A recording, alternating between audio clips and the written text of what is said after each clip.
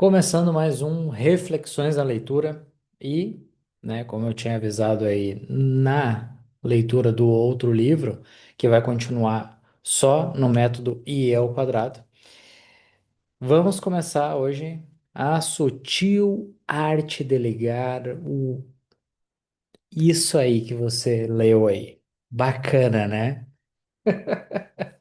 Eu brinco que esse F, ele é um botão assim, e gigante, que tem lá no meio da nossa cabeça e a gente às vezes vai lá e empurra ele com as duas mãos, assim, sabe? Tipo, vai! Então, assim, a ideia hoje é começar esse livro aqui e não tenho muita referência dele. Eu lembrei dele a partir de um podcast que eu assisti. E achei interessante que pode trazer ótimas reflexões, né? Para você, para mim, né? Para quem você quiser compartilhar também. Falando em compartilhar, lembra, né, de dar uma ajuda aqui. Compartilha com quem você acha que vai ser interessante esse conteúdo. Lembra de curtir o vídeo aqui também. Ajuda bastante já a divulgar, né, o conteúdo e o meu trabalho para outras pessoas. Aqui pelo YouTube, indo na parte sincera da questão, eu não recebo nada, tá? Então, eu faço isso justamente para levar um conteúdo, mais consciência para quem quiser, né? Para quem quiser aprender e evoluir um pouquinho mais. Certo? Então vamos lá. Começando, capítulo um. Pelo que eu vi aqui, os capítulos não são muito grandes, tá? Deixa eu até confirmar aqui. De repente eu vou. A gente vai aí. Dois capítulos, talvez, tá? De dois em dois, talvez. Enfim, vamos lá, então. Capítulo um. Nem tente. Charles Bukowski era alcoólatra, mulherengo, viciado em jogo, grosseirão, sovina, preguiçoso e, em seus piores dias, poeta. Ele seria a última pessoa no mundo a quem você pediria conselhos ou que esperaria encontrar em um livro de autoajuda. É por isso que ele é o ponto de partida perfeito. Bukowski queria ser escritor, mas passou décadas sendo rejeitado por quase todas as revistas, jornais, agentes e editoras que procurou. Seu trabalho era horrível, diziam. Bruto, repugnante, obsceno. E conforme as cartas de recusa se acumulavam, o peso do fracasso o fazia afundar cada vez mais na depressão movida a álcool que o acompanharia por quase toda a vida. Bukowski trabalhava nos Correios.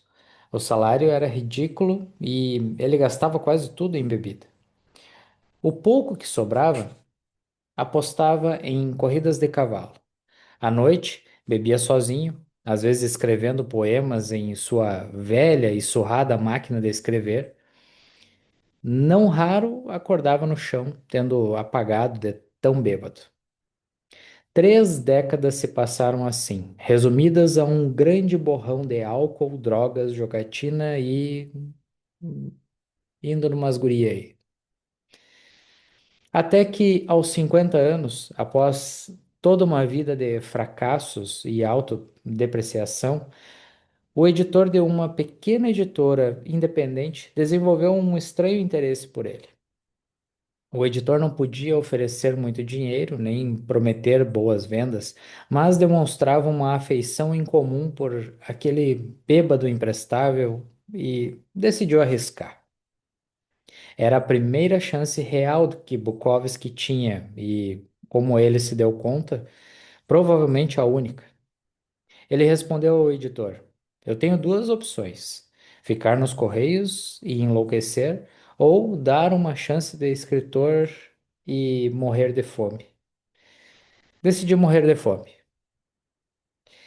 3 semanas depois de assinar o contrato, Bukowski tinha o primeiro romance pronto. Chamava-se Cartas na Rua. A dedicatória foi: A ninguém. Bukowski se tornou um escritor e poeta muito bem-sucedido. Publicou 6 romances e centenas de poemas, vendendo no total mais de 2 milhões de exemplares. Sua popularidade desafiou todas as expectativas, principalmente as dele próprio. Histórias como a de Bukowski são a base de nossa narrativa cultural.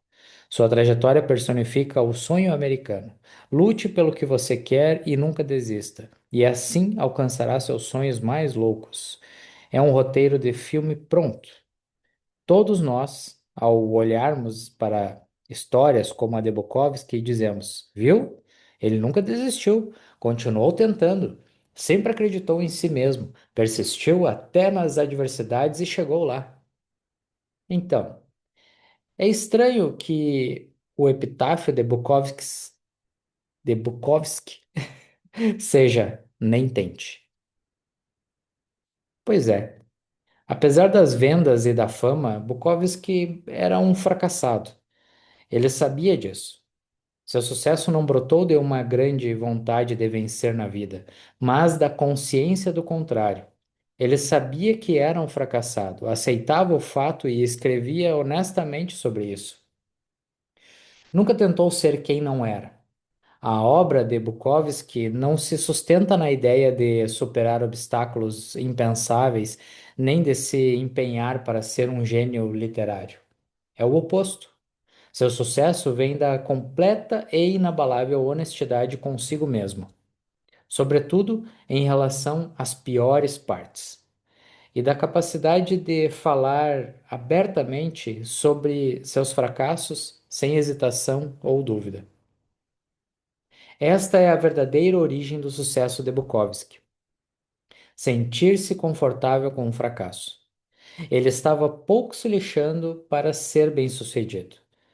Mesmo depois da fama, continuava indo a leituras de poesia, caindo de bêbado e xingava a plateia. Ainda se expunha em público e tentava transar com qualquer mulher que via pela frente. Fama e sucesso não fizeram dele uma pessoa melhor. E não foi se tornando uma pessoa melhor que ele alcançou fama e sucesso.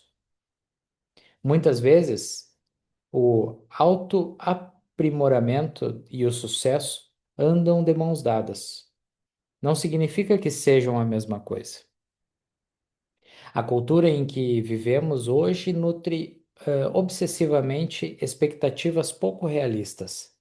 Ser mais feliz, ser mais saudável, ser o melhor, superior aos outros, ser mais inteligente, mais rápido, mais rico, mais bonito, mais popular, mais produtivo, mais invejado e mais admirado. Ser perfeito, incrível e cagar pepitas de ouro de 12 quilates antes de beijar uma esposa impecável e 2 filhos perfeitos no café da manhã. Depois, ir de helicóptero para o seu emprego extremamente gratificante, onde você passa os dias fazendo um trabalho importantíssimo que um dia ainda vai salvar o planeta. No entanto, se pararmos para pensar os conselhos de vida mais comuns, aquelas mensagens positivas e felizes de autoajuda que ouvimos o tempo todo, na verdade, se concentram no que não temos. Eles miram direto no que já vemos como falhas e fracassos pessoais, só para torná-los ainda piores aos nossos olhos. Só aprendemos as melhores maneiras de ganhar dinheiro porque achamos que não temos o suficiente. Só paramos diante do espelho e repetimos para nós mesmos que somos bonitos porque não nos achamos bonitos. Só seguimos dicas de namoro e relacionamentos porque achamos impossível sermos amados. Só fazemos exercícios ridículos de visualização de sucesso porque não nos sentimos bem-sucedidos. Ironicamente, essa fixação no positivo, no que é melhor ou superior, só serve como um lembrete do que não somos, do que nos falta, do que já deveríamos ter conquistado, mas não conseguimos. Afinal de contas, Nenhuma pessoa realmente feliz sente necessidade de ficar falando que é feliz para si mesma no espelho. Ela simplesmente é. Há um ditado que diz: cão que ladra não morde. Um homem confiante não precisa provar que é confiante. Uma mulher rica não tem necessidade de convencer ninguém que é rica. Ou você é ou não é. E se você passa o tempo todo sonhando em ser alguma coisa, está inconscientemente reforçando a mesma realidade. Você não é aquilo. Todo mundo e todos os programas de TV querem nos convencer de que a felicidade depende de um emprego melhor, um carro mais potente, uma namorada mais bonita, uma jacuzzi, uma piscina para os filhos. O mundo não cansa de indicar um caminho para a felicidade que se resume a mais e mais e mais. Compre mais, tenha mais, faça mais, transe mais, seja mais. Somos constantemente bombardeados com a necessidade de ter tudo o tempo todo. Você precisa de uma TV nova, você precisa fazer uma viagem de férias melhor que as dos seus colegas de trabalho, você precisa comprar um móvel sofisticado para a sua sala, você precisa do tipo certo de pau de selfie. Por quê? Meu palpite? Porque criar necessidades é bom para os negócios. Nada contra bons negócios, mas ter necessidades demais faz mal para a saúde mental. Você acaba se agarrando demais ao que é superficial e falso, dedicando a vida à meta de alcançar uma miragem de felicidade e satisfação. O segredo para uma vida melhor não é precisar de mais coisas, é se importar com menos e apenas com o que é verdadeiro, imediato e importante. Bom, né? Continuando. O círculo vicioso infernal. O cérebro humano tem uma peculiaridade traiçoeira e que, se não tomarmos cuidado, pode nos enlouquecer. Veja se isto lhe é familiar. Você está ansioso, ansiosa, porque precisa confrontar alguém. Essa ansiedade domina e você começa a se perguntar por que está tão ansioso. Agora, você está ansioso por medo de ficar mais ansioso. Ah, não. Ansiedade em dose dupla. E aí você fica ansioso com a sua ansiedade, o que causa ainda mais ansiedade e um uísque rápido, por favor. Ou então, digamos que o problema seja a raiva. Você se irrita com as coisas mais idiotas e triviais e não sabe por quê. E essa tendência a se irritar tão facilmente só o deixa mais irritado. E aí, em meio a essa raiva estúpida, você se sente vazio e cruel por estar sempre zangado, o que é terrível. Tão terrível que você fica com raiva de si mesmo. Olha, olha só o seu estado. Você se irrita por se irritar com a própria irritação. Quer saber? Vou ali socar uma parede. Ou você se preocupa tanto em fazer a coisa certa e o tempo todo que começa a se preocupar com o seu nível de preocupação. Ou se culpa tanto por seus erros que começa a ficar culpado por carregar tanta culpa. Ou se sente triste sozinho com tanta frequência que só de pensar nisso acaba triste sozinho mais uma vez. Bem-vindo ao círculo vicioso infernal. É provável que você já tenha passado por isso algumas vezes. Talvez esteja nele agora mesmo. Nossa, eu entro no círculo vicioso infernal toda hora. Sou mesmo um imbecil. Preciso parar com isso. É muita imbecilidade eu mesmo me achar imbecil. Tenho que parar de me chamar de imbecil. Droga, já estou fazendo de novo. Viu? Sou um imbecil. Ah, o jeito que ele escreve é muito legal. Calma, amigo. Calma. Acredite ou não, isso faz parte da beleza de ser humano. São poucos os animais capazes de formar pensamentos lógicos e nós, humanos, temos o luxo adicional de conseguir pensar sobre nossos pensamentos.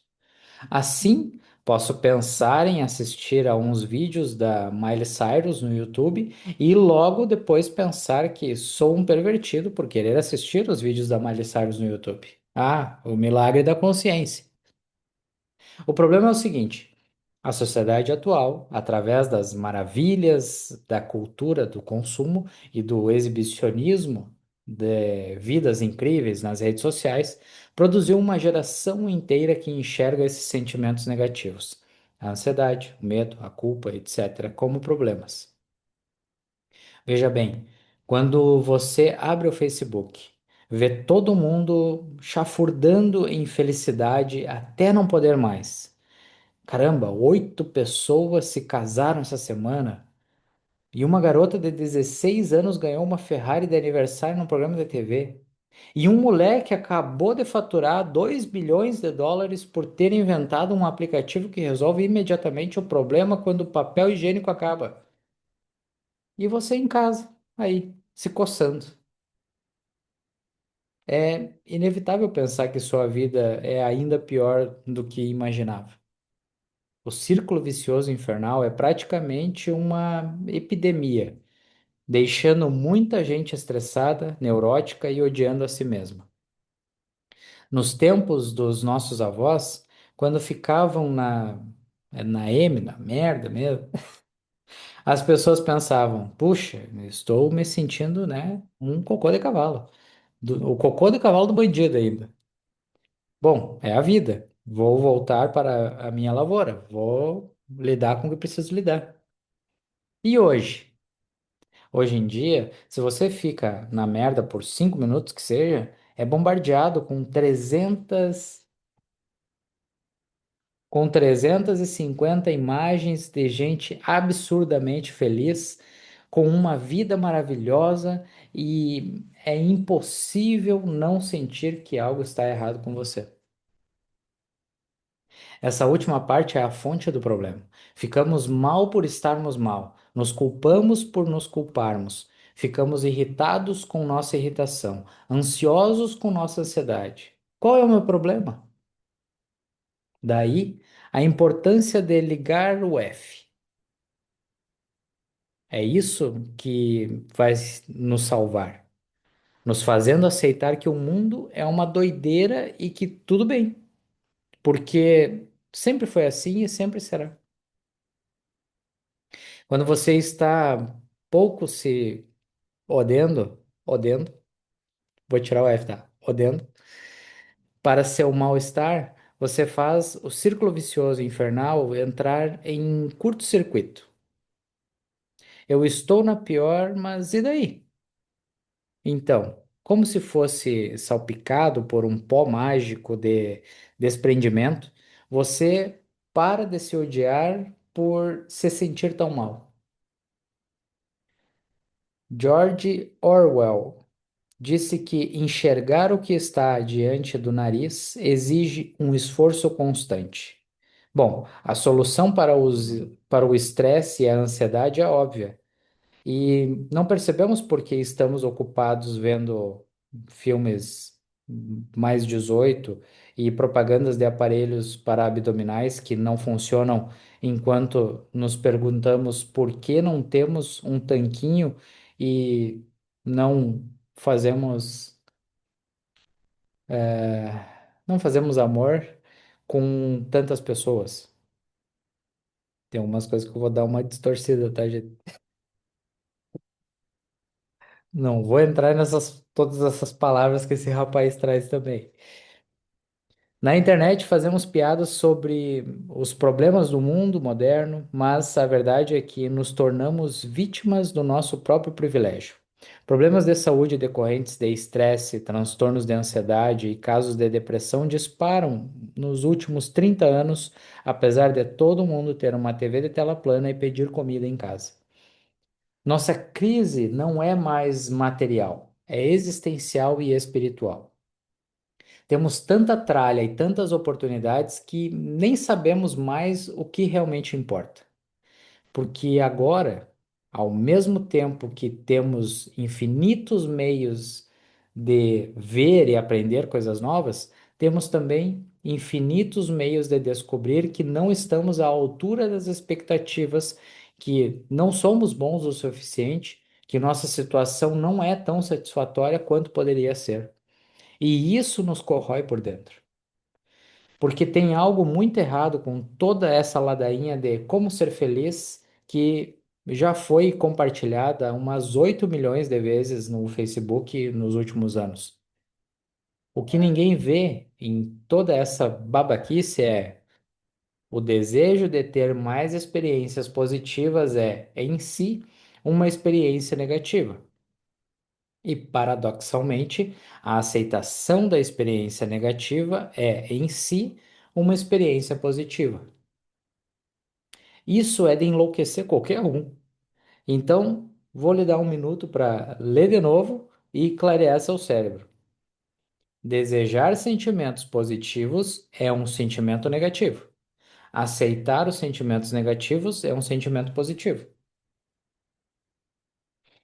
É a isso que o filósofo Alan Watts se refere como lei do esforço invertido. A ideia de que quanto mais tentamos nos sentir bem o tempo todo, mais insatisfeitos ficamos, pois a busca por alguma coisa só reforça o fato de que não a temos.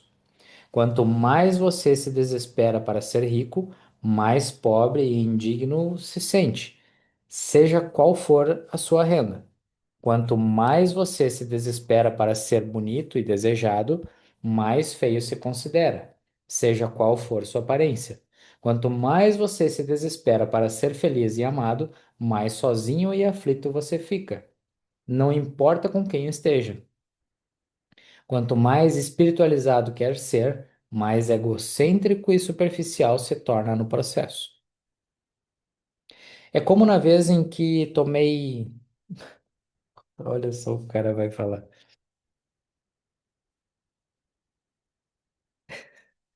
É como uma vez que ele tomou um negocinho lá, um ácido lá, tá? Não vou falar o nome do ácido. Quanto mais eu andava em direção a uma casa, mais a casa se afastava. E sim, usei minhas alucinações de Paraná para fazer uma consideração filosófica sobre a felicidade. F, oda-se, oda-se, o. Como disse o existencialista Albert Camus, e tenho quase certeza de que ele não usava essas coisas aí. Você nunca será feliz se insistir em tentar descobrir o que é a felicidade. Você nunca viverá verdadeiramente se estiver procurando o sentido da vida. Em resumo, nem tente. Eu sei o que você está pensando. Marque, mas essas suas ideias são muito excitantes, mas e o Camaro para o qual estou economizando? E toda a fome que passei para ficar em forma? Olha aquela academia cara. E a casa de praia dos meus sonhos. Se eu ligar o Odace para essas coisas, bem, eu nunca vou conseguir nada. Não, não é isso que eu quero. Então, jovem Padawan, que bom que você tocou nessa questão. Já percebeu que às vezes, quando você se importa menos com alguma coisa, acaba se saindo melhor? E aí eu abro um parênteses agora. Esses tempos, conversando com uma amiga, ela se inscreveu em vários concursos e aí um concurso ela disse: "Bah, eu vou lá fazer, mas eu nem estudei. Tô mais pelo passeio". E eu disse pra ela: "Tu quer ver que tu vai ir tri bem na prova?". Dito e feito, ela errou 15 questões só. Tipo, é uma média que ela não tinha conseguido em nenhum outro concurso. Ou seja, quando ela ligou o Odace, aquele botão enorme, as coisas só fluíram, porque ela tirou toda a pressão que ela estava se colocando. É louco isso, né? Mas acontece. Continuando. Já notou que geralmente é a pessoa menos empenhada que acaba se dando bem? Já reparou que às vezes, quando você para de se importar tanto, tudo começa a entrar nos eixos? E por que isso acontece? O interessante sobre a lei do esforço invertido é que ela não tem esse nome à toa. Ligar o Oda-se funciona ao contrário.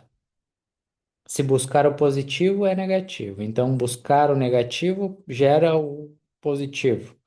O sofrimento que você passa na academia lhe dá mais saúde e energia. Os erros que você comete no trabalho permitem que você compreenda melhor o que é preciso para ser bem-sucedido. Paradoxalmente, lidar abertamente com suas inseguranças torna você mais confiante e carismático. O incômodo de um confronto honesto é o que gera maior confiança e respeito. Enfrentar os seus medos e suas ansiedades é o que vai fazer você criar coragem e perseverança. Sério, eu poderia falar disso por horas, mas acho que já deu para entender. Tudo que vale a pena na vida só é obtido ao superar o sentimento negativo associado a ele.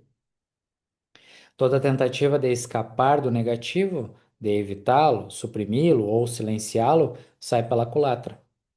Evitar o sofrimento é uma forma de sofrimento. Evitar dificuldades é uma dificuldade. Negar o fracasso é fracassar.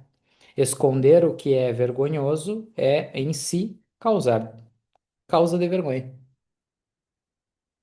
O sofrimento é um fio inextricável. Essa para mim é nova. Que compõe o tecido da vida. E arrancá-lo não só é impossível, como também é destrutivo. Tentar desmantela todo o resto. O esforço para evitar o sofrimento é dar atenção demais a ele. Em contrapartida, se você conseguir ligar o Oda-se, torna-se imbatível.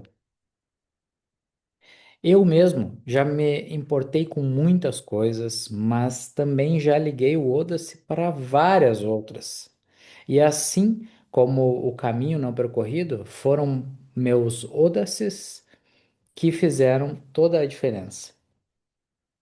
Talvez você conheça alguém que, em algum momento, tenha ligado o Oda-se e depois realizado um feito incrível. Talvez tenha havido uma época na sua vida em que você simplesmente ligou o Oda-se e alcançou algo extraordinário. Por exemplo, me demitir do meu emprego na área de finanças depois de apenas 6 semanas para abrir uma empresa na internet tem um lugar de honra no meu hall da fama do Oda-se. O mesmo vale para a época em que decidi vender quase tudo que tinha e ir morar na América do Sul. As consequências? Foda-se. Fui lá e fiz. Esses momentos em que jogamos tudo para o alto são os mais decisivos da vida, as maiores guinadas na carreira. A decisão espontânea de largar a faculdade e formar uma banda de rock, a iniciativa de finalmente dar um pé na bunda daquele namoro parasita, ligar o Oda-se é encarar os desafios mais assustadores e mais difíceis da vida e agir. Superficialmente, ligar o Oda-se pode até parecer simples, mas no fundo a história é outra. Quase todos passamos a vida em suplício por nos importarmos demais em situações que merecem o botão do Oda-se. Perdemos tempo ruminando a grosseria do atendente em nos dar o troco em moedas. Ficamos loucos quando uma série de TV que acompanhamos é cancelada. Ficamos indignados se ninguém no trabalho pergunta como foi o fim de semana, justamente quando fizemos programas incríveis. Enquanto isso, o cartão de crédito estourou, nosso cachorro nos odeia e nosso filho está cheirando no banheiro. Mas mesmo assim, estamos irritados com moedinhas de Everybody Loves Raymond. Preste atenção. Você vai embora um dia, você vai morrer um dia. Eu sei que é meio óbvio, mas só queria dar uma refrescada na sua memória. Você e todo mundo que conhece, estarão mortos em breve, um dia. E no curto período entre o agora e o dia da sua morte, você só pode se importar com uma quantidade limitada de coisas. Bem poucas, na verdade. Se sair por aí se importando com tudo e todos sem critério algum, vai acabar se ferrando. Ligar o Oda-se é uma arte sutil. Sei que esse conceito pode parecer ridículo e que eu talvez soe como um babaca, mas estou falando de aprender a direcionar e priorizar seus pensamentos de maneira efetiva. Escolher o que é importante e o que não é, com base em seus valores pessoais. Isso é bem difícil. Você vai precisar de um bom tempo de prática e disciplina, e muitas vezes não vai conseguir. Mas talvez seja a habilidade pessoal que mais vale o esforço, talvez a única. Isso porque quando o Oda-se não está acionado, quando se importa com tudo e todos, não passa a viver como se tivesse o direito inalienável de se sentir confortável e feliz o tempo todo. Como se tudo tivesse a obrigação de ser exatamente do jeito que você quer. Isso é uma doença e vai te comer vivo. Toda adversidade será vista como injustiça, todo desafio como um fracasso, todo inconveniente como ofensa pessoal, toda divergência como traição. Vai viver confinado a um inferno de mesquinhez dentro de sua cabeça, ardendo em presunção e arrogância, preso em um seu círculo vicioso infernal, em constante movimento, mas sem chegar a lugar nenhum. Muito legal, muito legal, muito legal. Curti bastante, gente. Isso aqui é muito bom. Próximo capítulo que a gente entra, então, a sutil arte de ligar o Oda-se. A gente entra no título do livro. Espero que tenham gostado, que tenha trazido boas reflexões para você. Para mim já foi dando umas alfinetadas em algumas coisas assim, achei bem interessante. Porque até dentro do outro livro que está sendo trabalhado, né, que tem trabalhado lá no método I ao quadrado, as 5 feridas emocionais, quando você está na máscara do escapista, que é ligada à rejeição, você está sempre querendo fazer movimentos perfeitos, mas não perfeito porque tu acha que é perfeito. Perfeito porque tu quer fazer o mais perfeito possível para não ser rejeitado pelos outros. E acaba que essas falas dele mexem muito nisso também. Se você sente que tem que sempre estar perfeito, sempre fazer de forma perfeita, talvez você esteja indo para o lado de uma máscara de escapista, sabe? Querer fugir de confrontar algumas coisas, de encarar algumas coisas. Porque você acha que a visão dos outros, o pensamento dos outros é mais importante do que o que realmente importa para você, tá? De certa forma, a dica vem para que você não se importe tanto. Se arrisque, faça do jeito que você entende que é o melhor para alguma situação, seja dentro de um relacionamento amoroso, seja dentro das relações profissionais. Faça o seu melhor porque você entende que aquilo é uma entrega melhor. Não porque você está com receio, com medo do que os outros vão falar ou vão te julgar. Tá bom? Então é isso. Então, nos vemos no próximo capítulo. Até mais.